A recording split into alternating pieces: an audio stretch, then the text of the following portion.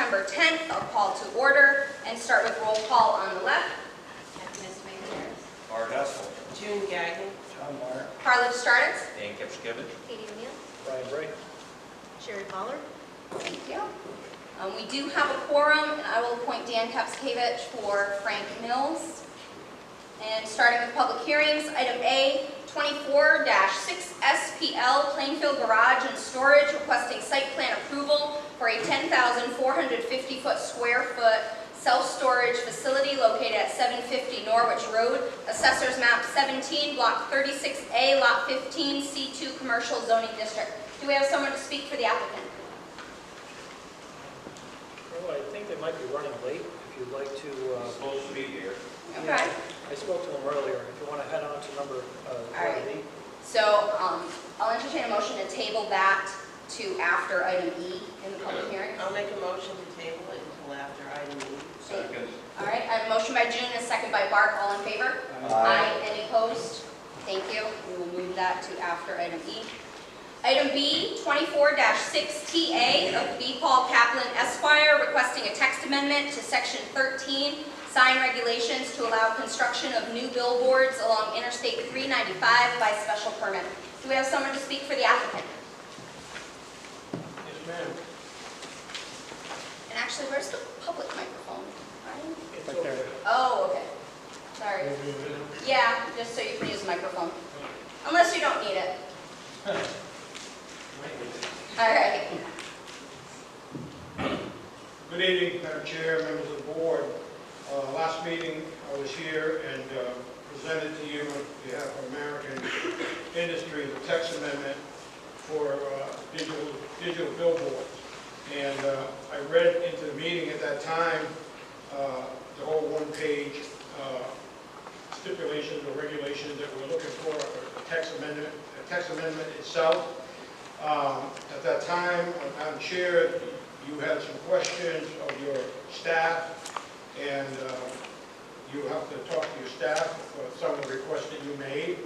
Nothing really changed on what I presented to you. I could read the whole text again if you'd like me to. I don't think that's necessary. But I want you, a couple points I want to make is that, as I reiterated last time over here, we're working in conjunction with your staff and the town to present to you conservative regulations. That's something that just wasn't turning Route 12 or 395 into Las Vegas. We're not looking, that's not our intent.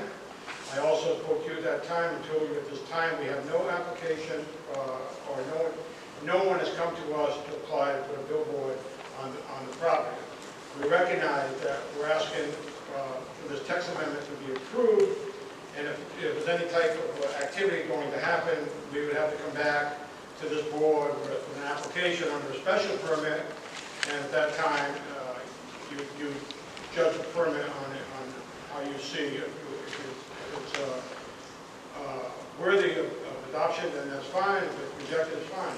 The bottom line is, there's nothing that really guides us right now. So, having said that, I'll answer any questions I can. If I can't, I'll find you an answer. Okay, thank you.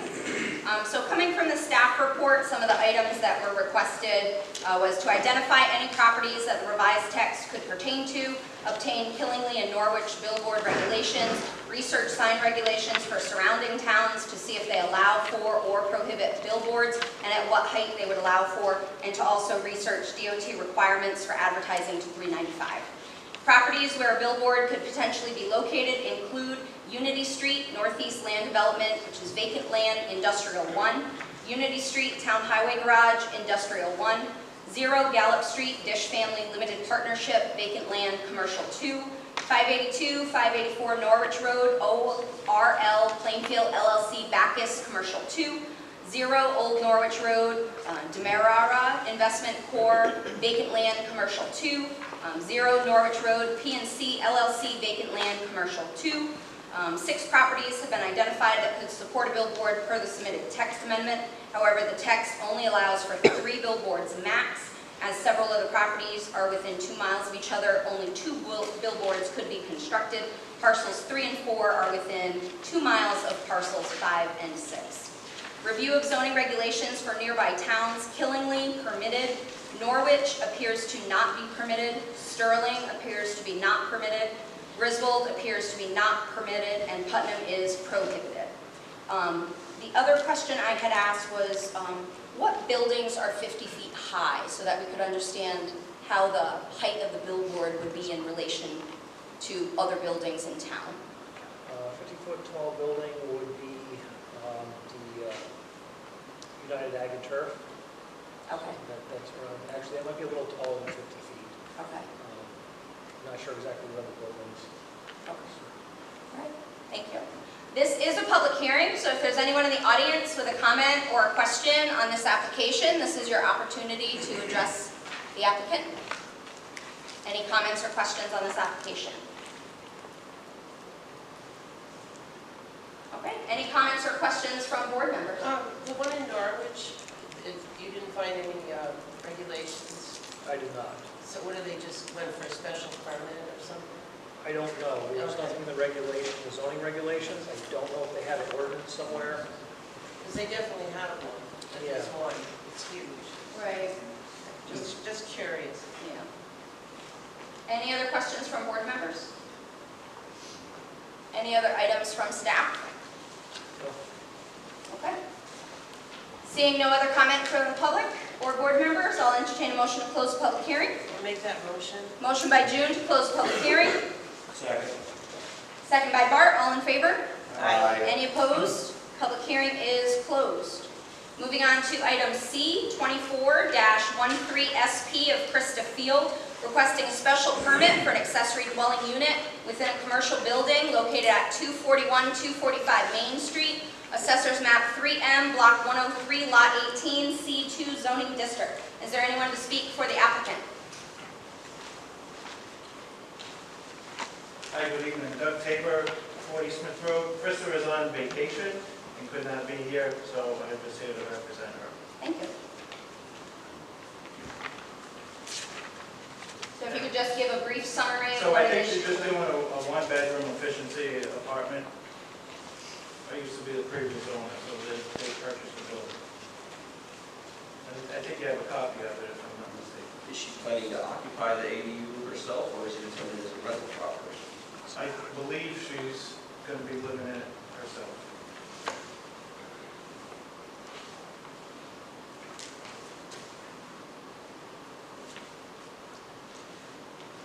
And is the entry external or internal to the business? External. External entry.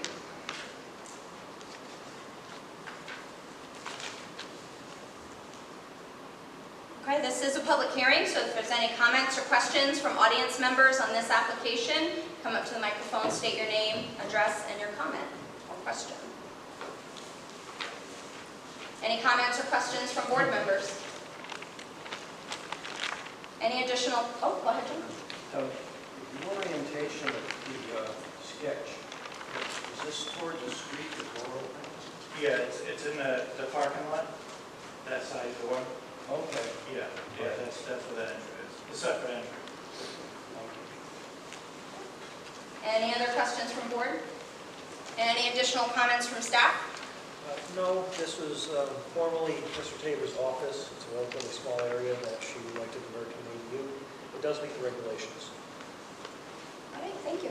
Seeing no other comments or questions, I'll entertain a motion to close the public hearing. I'll make that motion. Motion by June to close the public hearing, second by John. All in favor? Aye. Any opposed? Public hearing is closed. Moving on to item D, 24-6SA of Plainfield Industrial Holdings, LLC, proposing a two-lot re-subdivision of 76 Community Ave, Assessors Map 2P, Block 30A, Lot 3, Industrial 1 zoning district.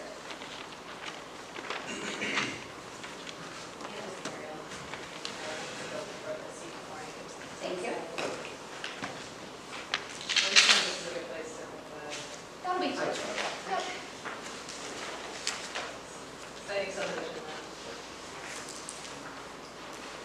Just for the record, my name is Megan Riles. I'm a land use attorney at Carnegie Commercial St. Tennessee. Thank you. My, sorry.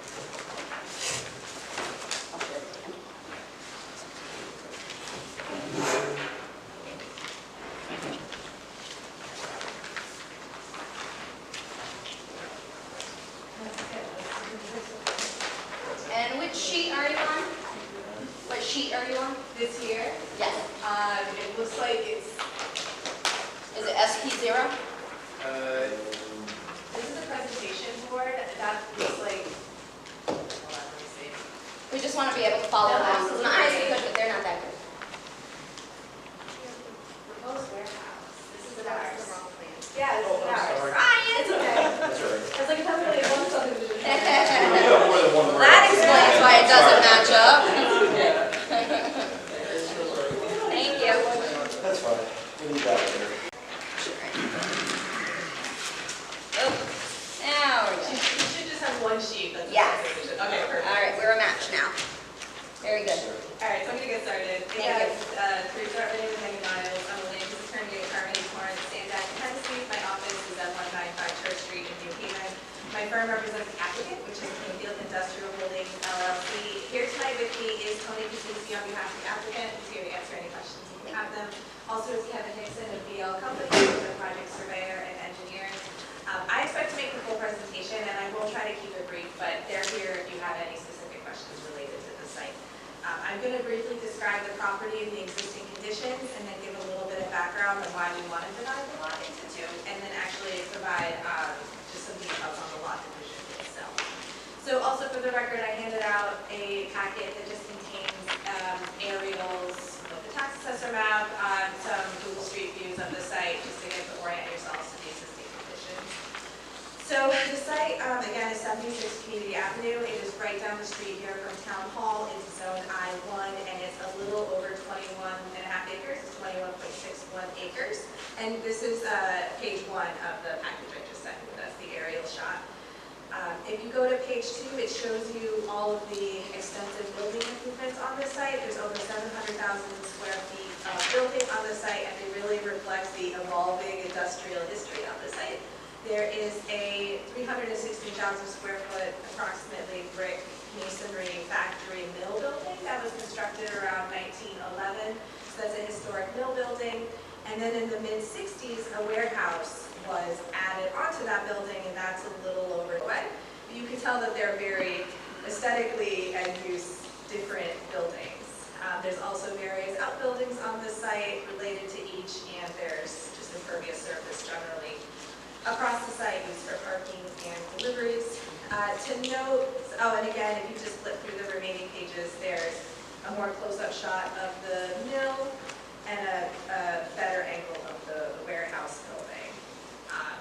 Just to note some of the environmental conditions on the site, there is a large pond on the site. I believe that's a water reservoir pond for fire suppression. I think that's why it's there. There's also a water course. You can't really tell in the aerial, but there's actually a water course that runs right under the building at Forest Brook, and then there's water courses around the site. And then also, almost the entire site is in a flood zone.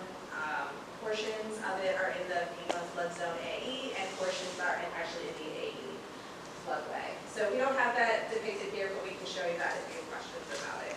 And just to briefly review the historic uses, I believe the site was originally developed for the Lawton Mills Corporation, later for Bell Industries for the manufacture of synthetic fabrics.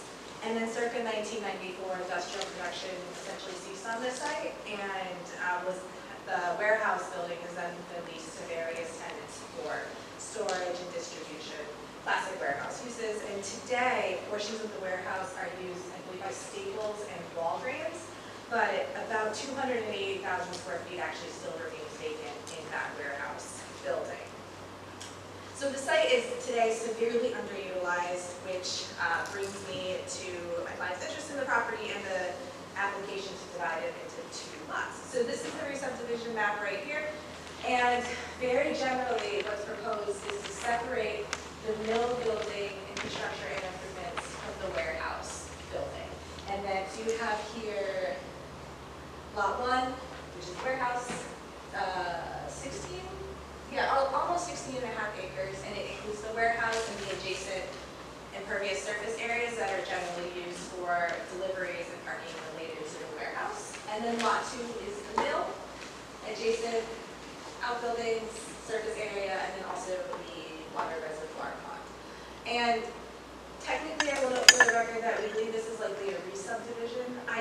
Looking at title, it looks like this area, this used to be one very large lot, and then they carved up north down Community Ave, and this remaining parcel was created, this large parcel. So out of an abundance of caution, we filed this as a re-subdivision application because it does seem like that there were prior lot divisions that way. So, and now we're dividing this into two is the proposal.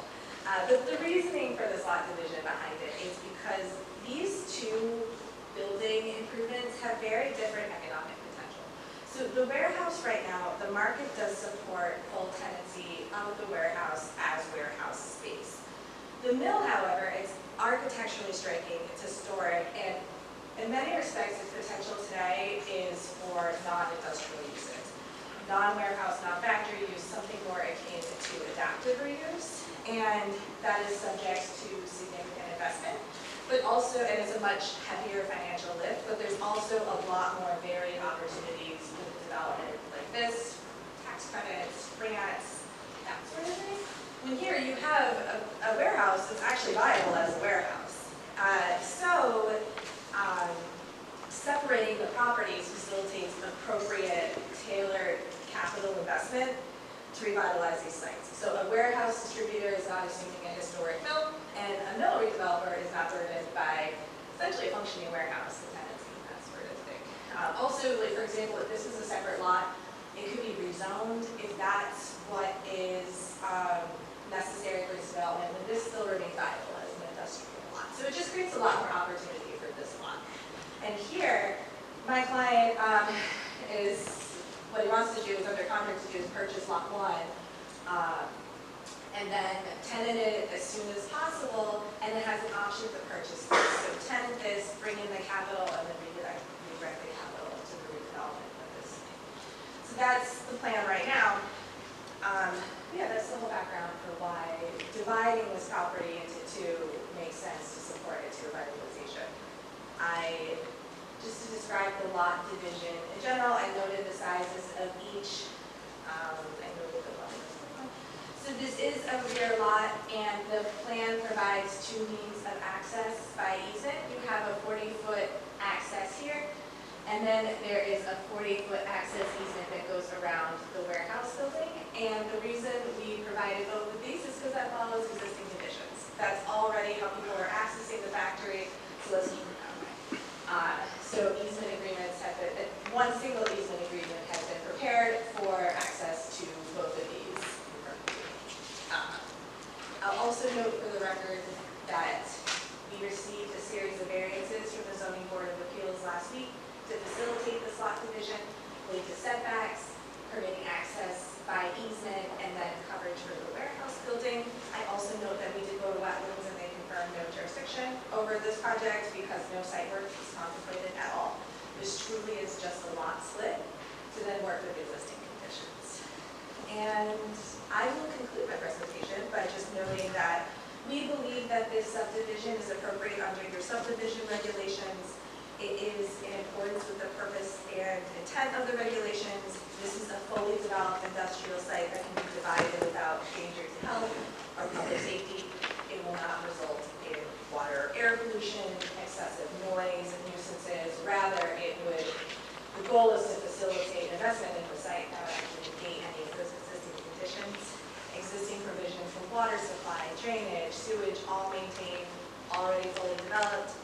Lot division has no impact on environmental conditions. And then I'll also note, and then I will stop talking, that this is in accordance with your POCD, particularly its purpose to formulate an orderly approach towards future development and conservation of the town, and to encourage development in areas that have existing or planned infrastructure, and to attract compatible industries to locate and remain in Plainfield. And finally, this is a very practical way to facilitate the revitalization of this large site right down the street from here, which has a very long history. So that's it. I'm available for questions. All right.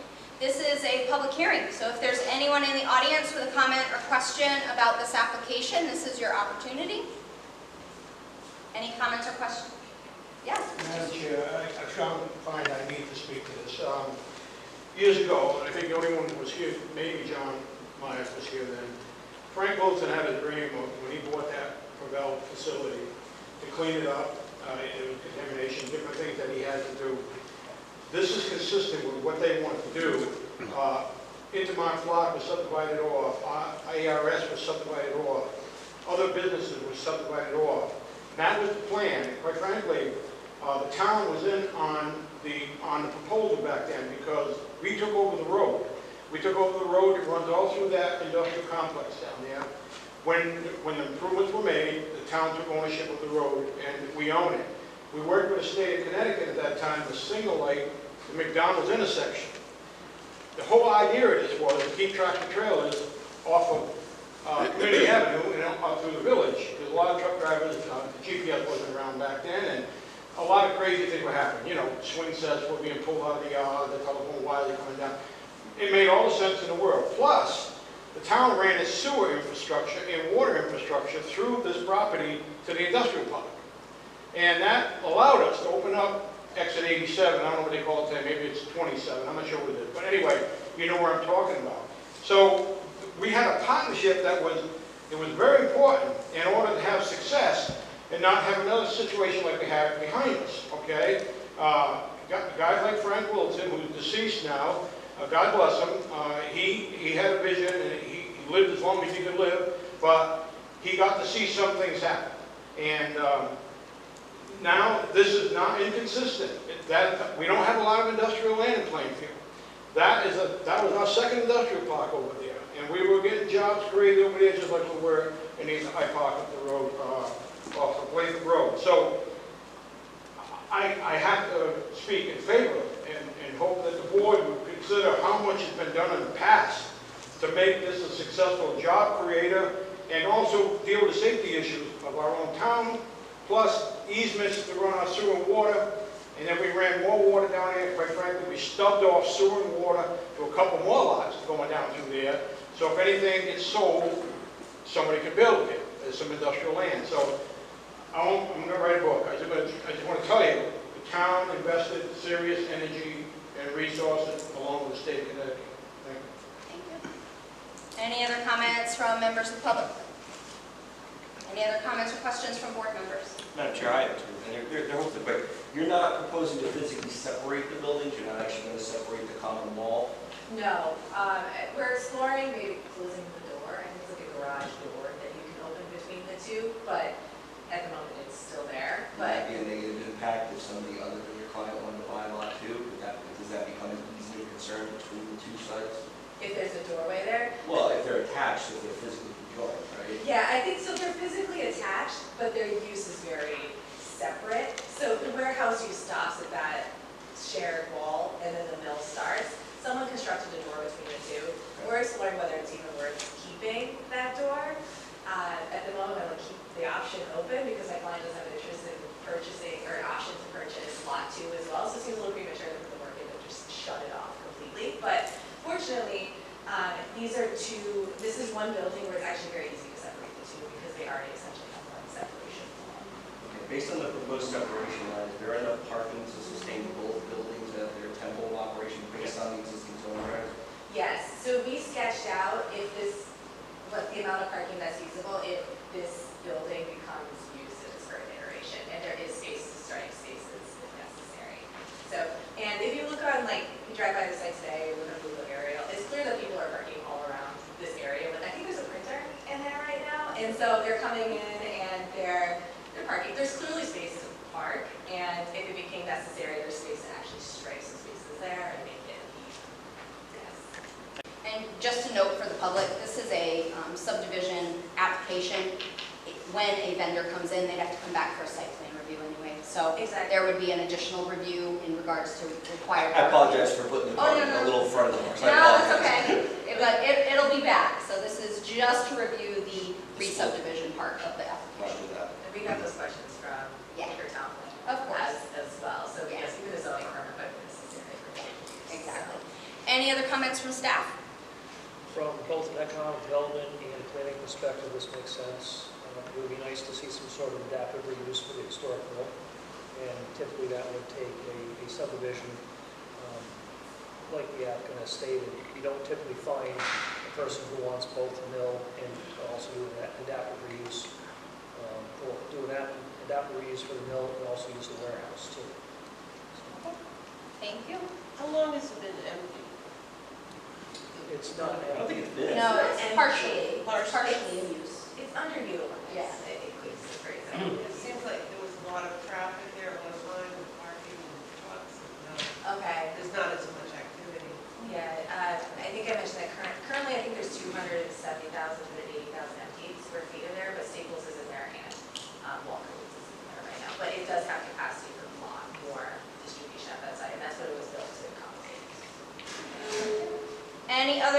comments on this application?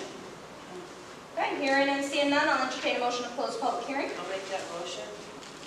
Second. Motion by June and a second by Bart to close the public hearing. All in favor? Aye. Any opposed?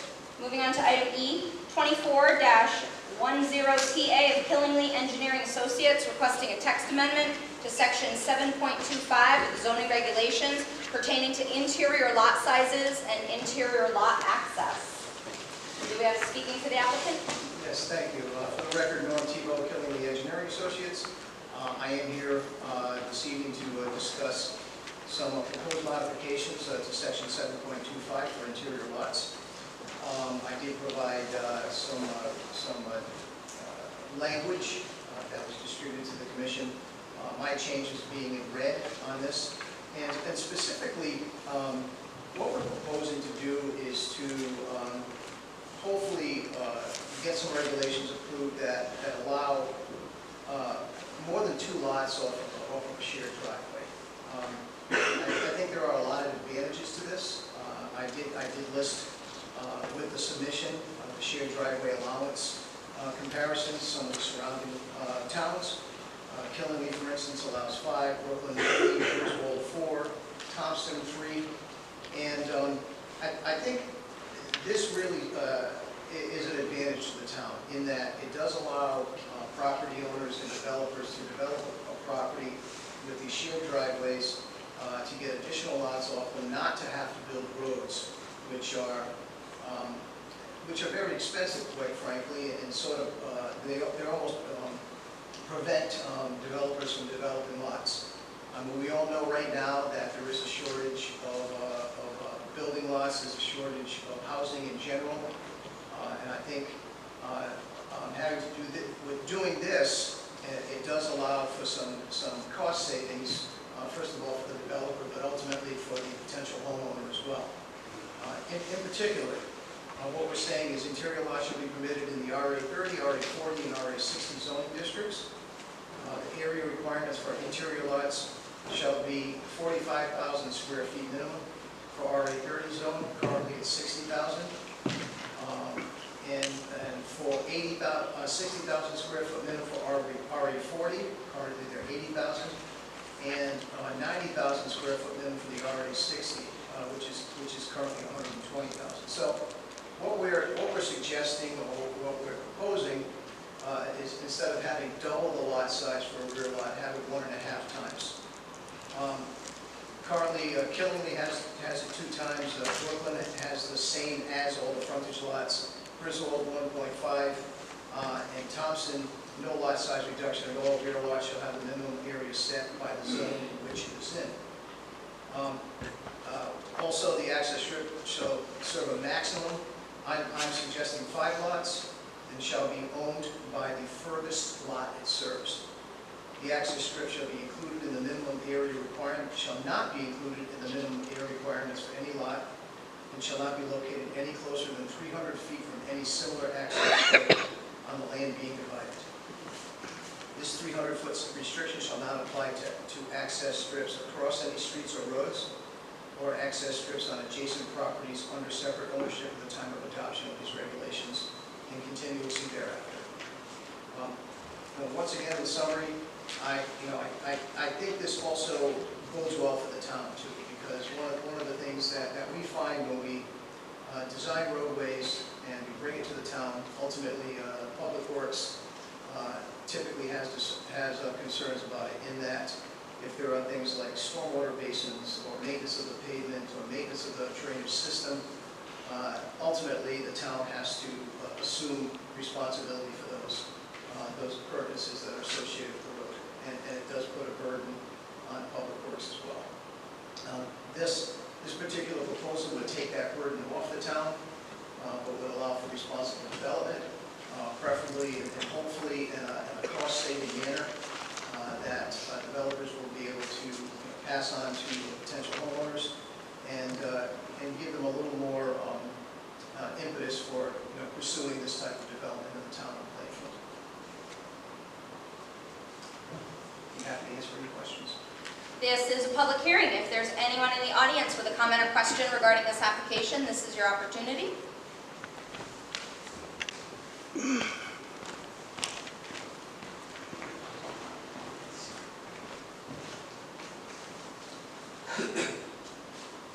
morning, Mark Agnew, Central Village. First, I'd like to address the staff report, a couple things that were in it. The first comment about us having a severe housing shortage in Plainfield. I don't know if I would call it severe.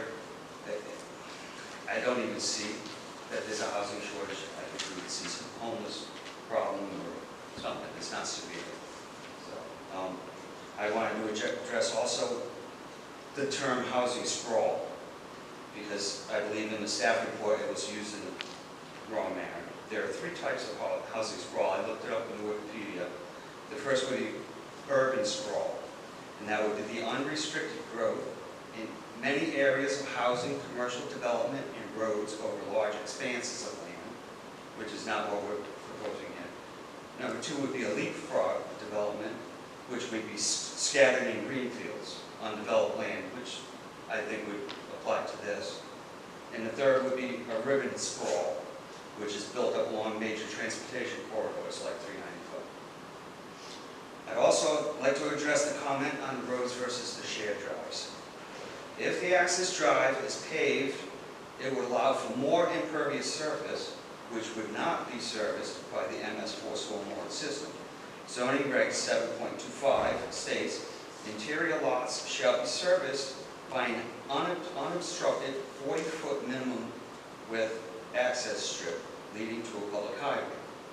Ordinance 101, section C2 states, cross-section, the traveled way of any street shall have a minimum width of 30 feet, so that's 10 feet smaller. Unless the Board of Selectmen grants a waiver, it can be reduced to 24 feet. So I think a shared driveway would cause more of a problem if it's paved than a normal road would. As far as this change, I live in a neighborhood that's zoned RA60. Many of the frontage lots are smaller than what is now required, half-acre lot of them. This change could put multiple houses behind these houses. My neighborhood has 5 access drives to interior lots with 0 to 2 houses per drive. Those drives, as a side note, those drives are a maximum of 20 feet, so they don't even comply with the 40-foot width minimum. We have 24 houses on our street. This amendment, with those shared driveways, could add up to 18 more. That would go from 24 to 42. Now, with the potential of up to 1,200 square foot ADUs on any of them.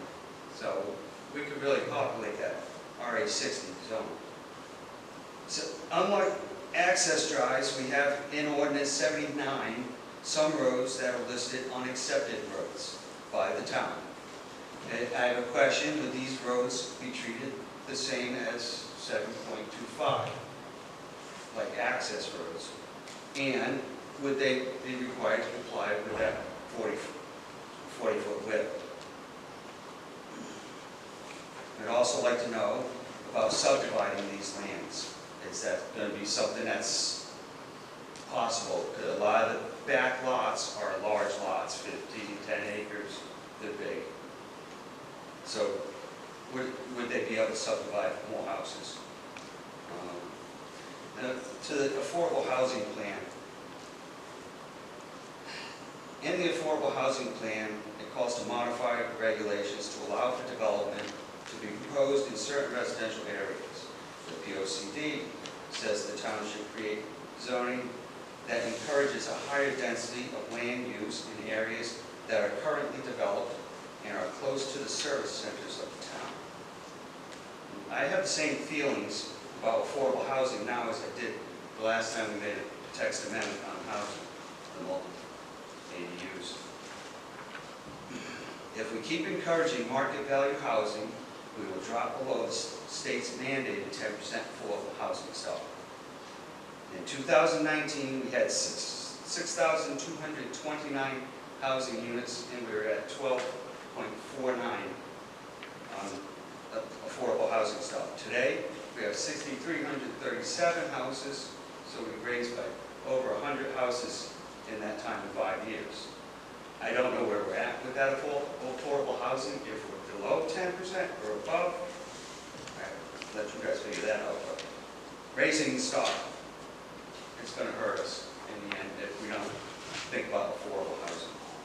In the last 2 years, we had 19 units with ADUs built in houses.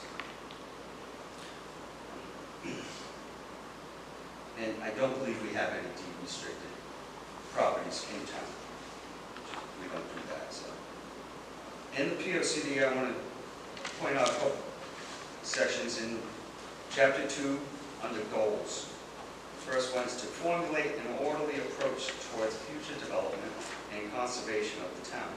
Number 2, to locate parcels of land that are most viable for future development and to locate parcels of land which should be conserved. And under the intent in the POCD, we want to provide the opportunity for all households in Plainfield to live in a safe, sanitary, and attractive home and neighborhood.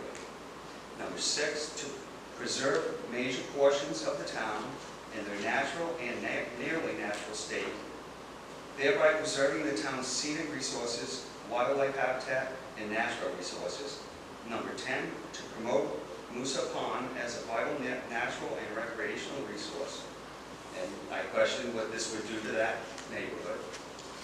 Number 11, to identify, conserve, and preserve the town's natural, historic, and agricultural resources and rural environment.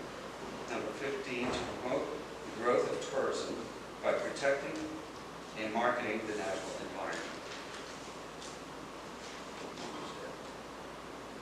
And then under Section 15, housing, page 105, RA60. Areas zoned RA60 lie outside the village centers, far from existing or planned public utilities. These areas are most suitable for low-density residential development.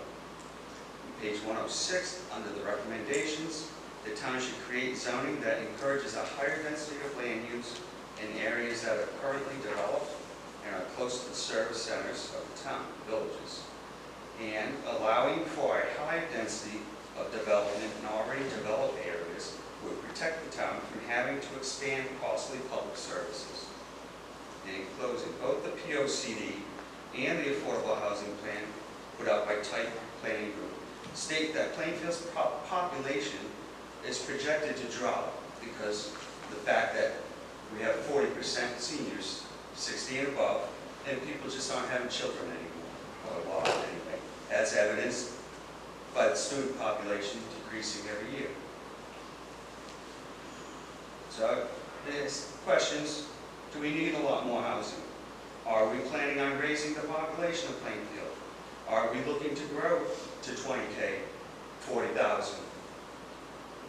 I like Plainfield because it's small, it's a rural town. If we plan to change that, I would suggest re-examining the POCD and get the public's opinion. I am not in favor of this change, but if you feel compelled to pass it, I hope you would consider keeping it to RA30 and RA40, not RA60, and limiting it to 3 lots and not 5. And I also would consider getting the services involved as you make these amendments, the WPCA, police, fire, maybe the highway. If we're going to add to our housing stock, they should be brought into it. Look for their opinion. Thank you. Any other comments or questions from audience members? Yes. Oh, first him, then you. Go ahead, Ernie, we're closer to the mic. You'll be next. Probably one of your larger developers in this town. For the amendment, I think we really need it. In the last year, I searched. You all know I just bought a piece of land that everybody hates in development, but I searched everywhere for lots. Lots are so far few between. I believe that this 50-foot or 40-foot access strips are already here, available, and already been sitting with these 50-foot right-of-ways that have 30, 40 acres with them. And how do you buy them? Somebody wants $200,000, $400,000 for them. How do you buy them when you can only get 2 lots out of them? I really think we need this.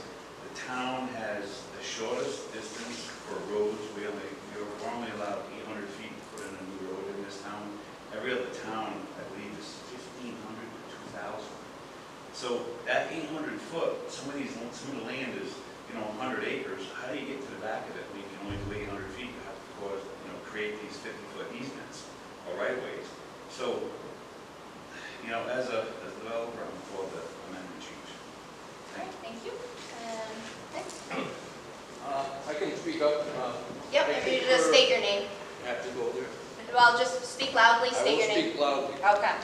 First of all, I concur with Name for the record. Mr. Gagnon here, Name for the record, please. Nick Anderson. Thank you. So for the record, Nick Anderson.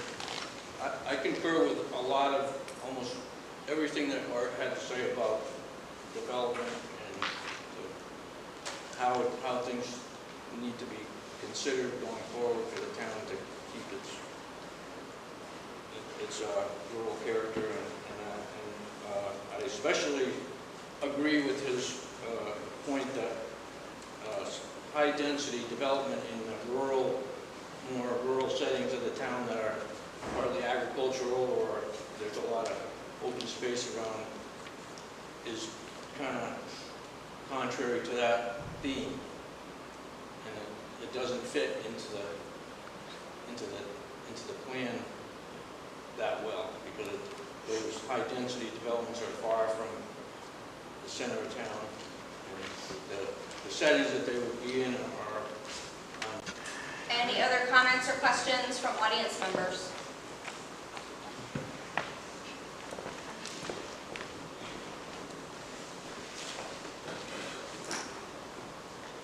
Kevin Cunningham, 405 Moose Pond Road. I agree with some of the points that Art Gagnon made. I do have a question. I'll go through the chair to ask the question. Yep. If you do the comparisons to the other towns, I'm not in agreement with with RE60. That's number one, because I think that density is too much for a smaller area, for an area that would take up that much for housing.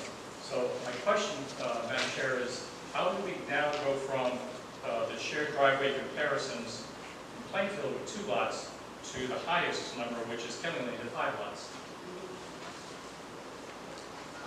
Norm, I also have a related question about driveway length.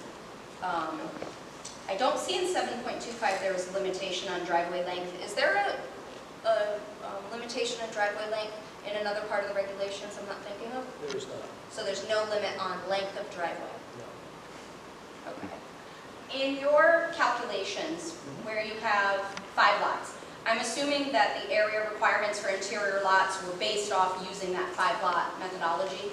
Is that how you came to? That's correct. All right. Did you also do alternative calculations for 3 or 4?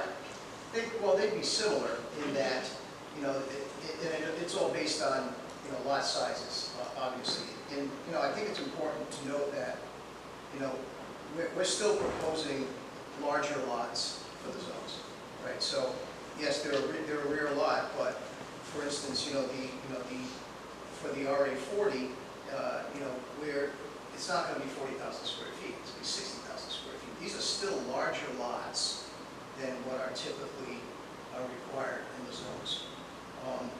So I think, as far as the lot sizes and the calculations and so forth, we just pick something in the middle because there are towns that don't require any reduction, any larger lots for rear lots, and other ones that have twice the size like you do, and some that have 1.5. So, rather than going for gold and going for everything, we say, well, it's a reasonable compromise to go 1.5 times, rather than for instance 60,000 in an R40 or 45. With regard to some of the comments made by Mr. Gagnon, because you talked about this 40-foot. And I think he was kind of alluding to the fact that the driveway itself is 40 feet wide, but that's not the case. It's a 40-foot access strip. The driveway, a shared driveway, typically is 16 to 18 feet wide, with pull-offs every couple of 100 feet if you have extended length. So, this is not a 40-foot wide roadway. And whether it has to be paved or whether it's a gravel surface or something of that nature would really depend on the slope of the driveway. And typically, it's sound engineering practice to either pave or put millings on driveways that are 8% in slope or greater, because otherwise the maintenance of those driveways is quite substantial from a year-to-year basis. The other thing too regarding stormwater regulations, there was this assumption that if this was a shared driveway, then we don't have to meet the MS4 stormwater regulations, and that's not true. Whether you have a shared driveway, which would more or less be a private drive or a private road, or you have a town road, you still have to meet the MS4 water quality guidelines that are mandated federally. And it does not take that away. And then there was talk about affordable housing and the need for affordable housing, the need for attainable housing. That would be much more attainable if a road didn't have to be built. For instance, if you require a roadway, you got a 24-foot wide paved roadway, and if you need 100 feet of frontage, and you've got a maximum of, whatever the 800 feet of roadway, I'm just using these for examples. At today's prices, you're talking about a roadway cost about $50,000 per lot, and plus the acquisition of the land, plus permitting, plus engineering and survey and so forth. So if you want to promote affordable housing in this town, you cannot have an upfront cost before you even put a shovel in the ground of $80,000 or more per lot, because it just doesn't work. This is something that we're seeing more and more in other towns, and I just think it's really the way to go if you want to be able to get more housing in a smaller footprint. That's exactly what this kind of does. They were talking about urban sprawl and so forth. But we see it a lot more if you have a large lot. Somebody who has 5 acres of land, and they clear an acre and a half to build their house, and then they build a garage, then put a pool in, and then they want a bigger lawn, and next thing you know, they've got 3.5 acres cleared. So these are the types of regulations that actually reduce urban sprawl, and it allows for some clusters of homes and clusters where you have greater density in a smaller area. I don't believe that this creates problems as far as having something like this, for instance, in the RA60 zone. Once again, you've got a 90,000 square foot lot, which is over 2 acres for these RA60 zones. All in all, in my opinion, and having worked in towns all the way up the Route 395 corridor, this is kind of the way a lot of the towns are going right now. And with regard to the number of lots, 2 versus 5, hey, we pick 5. I think it's easier to ask for 5 and then have the commission tell me, well, we don't want that many, rather than say, well, we only want 3, and then you're certainly not going to suggest 4. It's open for discussion, obviously, it's a public hearing. Yes, thank you. Ryan, do we have a current inventory of existing interior lots? No, we don't have anything like that. Okay. Would that be accessible? Because then it would give the board an idea of how many of these 2 lots could turn to 5 lots, so we could see exactly how many we're talking. Because I'm correct that this is by right, so if this was accepted, then that means that any lot that meets this criteria would have the right to put 5 without any additional stipulations from the commission. Am I correct about that? Well, it has to go through subdivision, but yes, it would be by right through subdivision. Right. Re-subdivision. So the ability of the board to deny a 5-lot subdivision would be limited because of the text not having any additional stipulations or requirements on it, like a special permit. Right.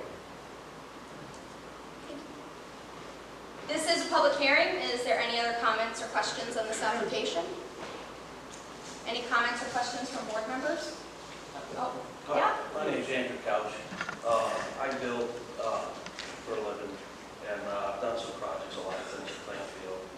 One of the things I've done is funny that when I was talking about, I did the Brookside Drive, and that, which is a pretty successful neighborhood, a lot of good families over there, a lot of people.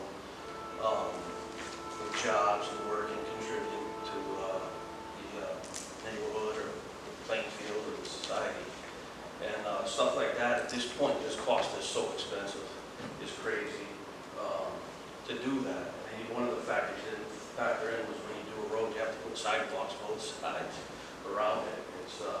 There's astronomical pipe, conduit, everything. It's almost just forget it. And I know at this point, I have one son, fortunate, he has a home. But if I think about my grandkids, like, I don't want to force them out of here because there's nowhere for them to be, and if it is, it's just so expensive with some of these lots, like the pricing, development, and a lot of it just been compounded since this pandemic. It was easier before, it was a nightmare to try to get the numbers to work and to do things. And there is, I don't know if he's saying it like affordable or tenable, it is just an expense that just gets transferred on. That's just what happens. And then a lot of it, I mean, it burst before, I don't know what's gonna happen with the housing. But like I said, it's nice if you get a base.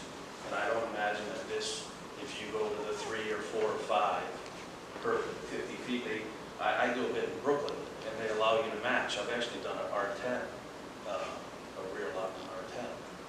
And the people that moved there, that was a Navy, guy from the Navy, fantastic family. I still have property in that area, and I love having him as my neighbor, and he likes being there too. So, if it wasn't available, that would have been something that we would have been able to go to that community. So I think it makes sense. Like I said, Brooklyn, they just match. Killingly, they make it double or? Yeah, Killingly is double, correct. Killingly is double the lot area. Which, but up to 5 lots off of the shared project. to me, I've done a lot too, and it's rural. When you do the brick stacking, it does keep its rural. I've built houses, people don't even know they're there, 2 or 3 up the road, 50-foot access in Brooklyn. So, to me, I think it makes sense. I could get my people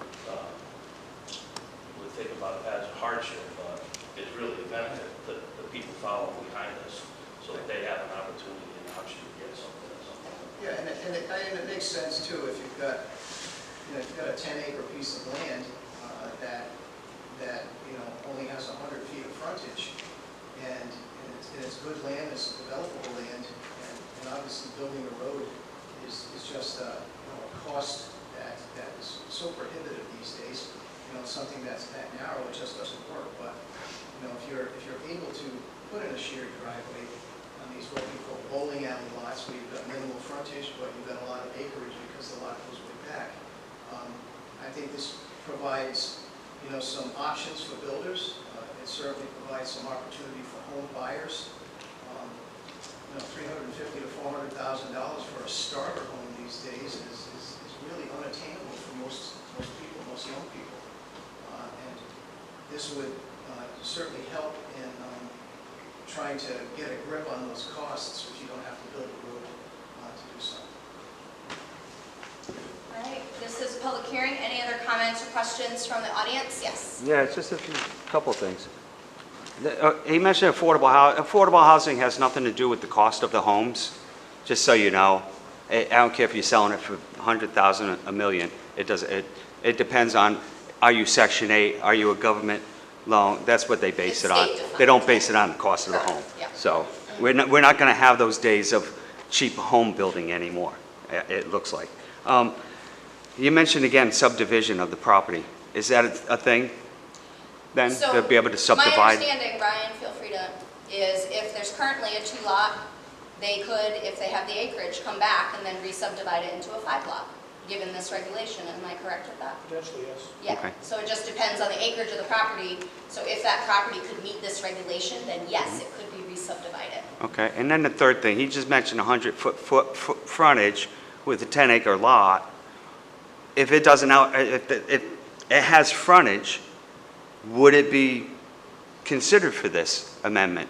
So if it has 100-foot frontage, Mhm. then it could allow 2 40-foot access strips, correct? No, it has at least 300 feet in between. In between? Okay. So 100 foot of road frontage would only allow 1 40-foot access strip. So in order for someone to have 2 access strips, they would have to have 380 feet, because they'd have to have 300 feet between the accesses. Correct. Okay, thank you. Okay, so I was thinking it was already existing access strips, so we can create access strips no matter the frontage?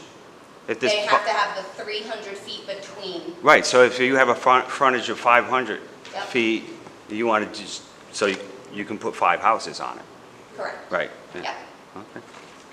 I have a question for that. Hold on, if you could, let me make sure he was done. No, I'm done. You're done, Yep, thank you. thank you. State your name again, and you're this way so we don't have crosstalk. Okay, Andrew Couch, my question is, you said 100 feet, right? Is that, like in the RA, is it 100 feet is what's required for the frontage? No, that was just an example he was Okay, giving. yeah, I was So he just said saying. if you have 100 feet, what could Can't you only do? do one lot. You could do If it one was existing. 40-foot access strip. I don't think so. Is that what you're proposing? No, no. What You need I was saying, 150 plus another 40. I was using the 100 feet basically to demonstrate what the cost of the road would be. Say, okay, you got 100 feet of frontage and $500 a foot to build a road, so it's gonna cost you $50,000 worth of road costs for one lot, per lot. So if it's 150 feet, you need the additional 40 to get any rear lots off it. So you need 190 feet, to even start talking about rear lots. Correct. Yeah, well, I mean, you could have just a 40-foot strip if you've got a 40-foot strip. Let's stop the crosstalk, okay? So we want to have the question clear and the answer clear and Yeah. not have a debate or discussion. Yeah. We want to make it clear so the public can follow along, because you're getting into the Yeah. weeds of, because you're both developers. Yes. So let's keep it to the public understanding of this application as it applies. Right, okay, so even by your current regulations, if you have 40 feet of frontage on a road and you have sufficient land, you can get 2 lots on it, Correct. right? So this would be if you have your 40 feet of frontage on a road and you have sufficient land, you could get up to 5 lots. But you would still have to meet, the subdivision requirements. Even on the driveway, you have to have the proper amount of frontage. It's not like you could have this 40-foot access strip and have this crazy shaped lot that doesn't meet any of the frontage or setback requirements or any of that. You still have to meet all of those subdivision requirements to do that. The underlying zone rules The apply. underlying zone rules, absolutely. Right, very good. Thank you for the clarification. Madam Chair, can I ask a quick Of question? course, Art. I need a piece of education, maybe Norm, one of the builders. I'm just not familiar enough with this, so help me out. When we're talking about having the 5 off the 1, you're proposing a text amendment that the lot furthest from the entry would own that road. Is that correct, based on the text amendment? They would own the access strip. So would that stipulate that they're responsible for the maintenance clearing of that strip? No, it's typically they are, these developments have a shared driveway access and maintenance agreement associated with them, so. But one lot gets to own the strip, does that mean that's the one lot that's taxed on the strip based on property distribution of the total size of the lot? No, because that access strip is not counted in the area of the lot. So it doesn't exist? Other than access, no. The lot itself has to meet the minimum lot size, say it's 60,000 square feet that you need. If you have a 200-foot access strip 50 feet wide, it's not an extra 10,000 square feet of land for you. That's just an access strip. It doesn't go toward the counting of the value or the area of the property. Perhaps it's my inexperience with that. I'm just concerned that there could be a long-term legal thing if 5 people can literally claim shared access to one person does something, another person does another. Are they going to be in here squabbling about who's got the right, who's the surveyor? I'm a little concerned because it would seem like if you had 2 off of the road, you'd split it equal ownership. With 5, and you're proposing one person.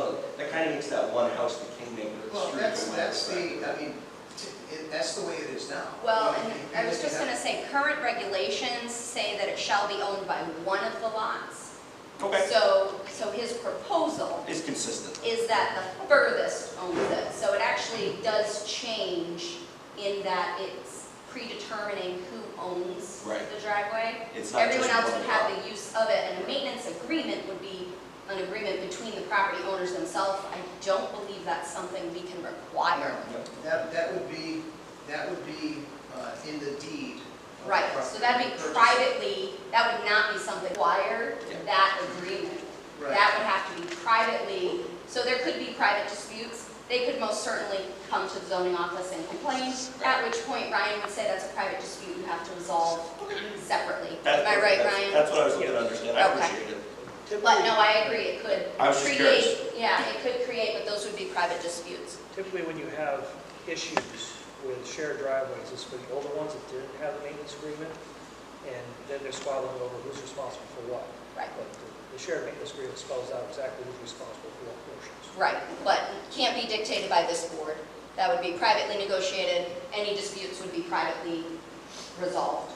Right, and typically with these types of things, you know, the maintenance would be, you know, if you've got a gravel driveway, that it would be periodic maintenance, maybe regrading or adding some more gravel to the top of it, plowing, for instance, and that would be, it would be a predetermined number.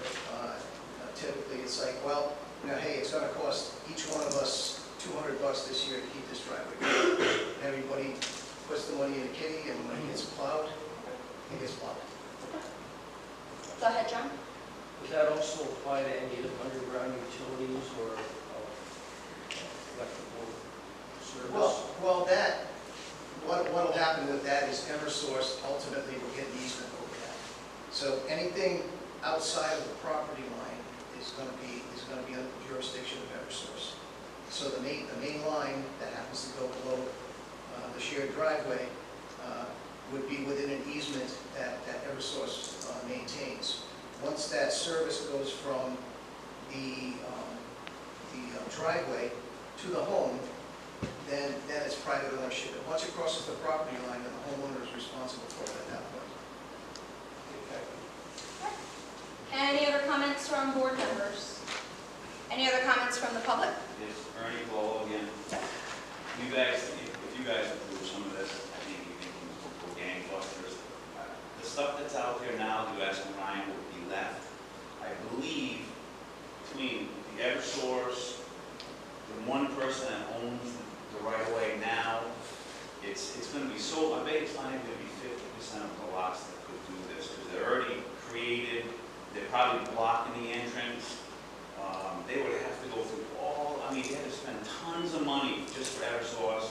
They'd have to go through their banking to recreate it.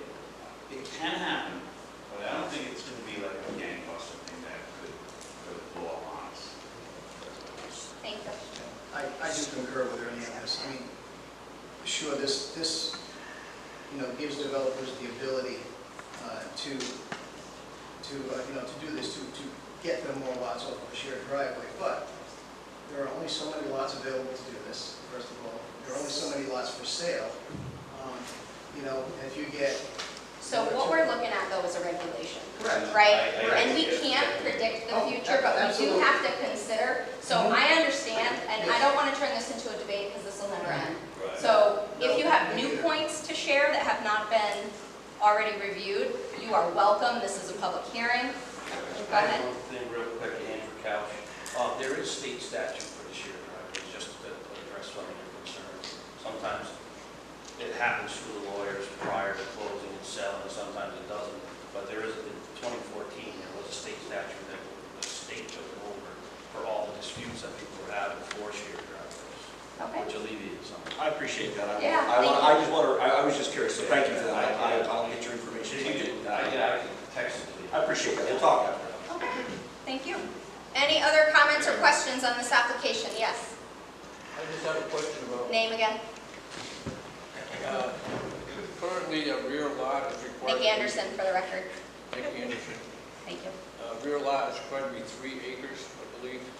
So, nope, this would, you have the RA60, RA30, and RA40 requirements, but then they have square foot minimum for area requirements, so it would be variable in the regulation. But it's not 3 acre, there's not a zone that has a minimum 3 acre. There's no regulation on a 3 acre. Nope, RA60 minimum is 1.38 acres. Yeah, so I was told by the assessor's office that 3 acre, that you're taxed on a 3 acre lot if you're a rear lot at this present time. Ryan, I'm not aware of anything where there's a 3 acre minimum. No, you're taxed on the acres that you have. But when you have a single lot, you're taxed on a single lot. Anything over the acreage that's required, you pay a little bit more, but not much. So a lot is a lot, basically, Right. when it comes to taxes. The bigger the lot gets, above and beyond what's required, you pay a little bit. But you're mainly paying for that one lot.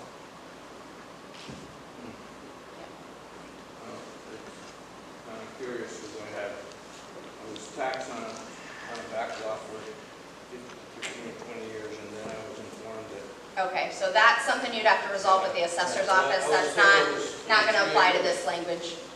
But thank you. Yep. Any other comments or questions on this application? Board members? Move to close public hearing. I have a motion to close public hearing by Bart. Second. Second by June. All in favor? Aye. Any opposed? Public hearing is closed. Going back to item A, 24-6 SPL of Plainfield Garage and Storage, requesting site plan approval for a 10,450 square foot self-storage facility located at 750 Norwich Road, Assessor's Map 17, Block 36A, Lot 15, C2 Commercial District. And we have, for the applicant,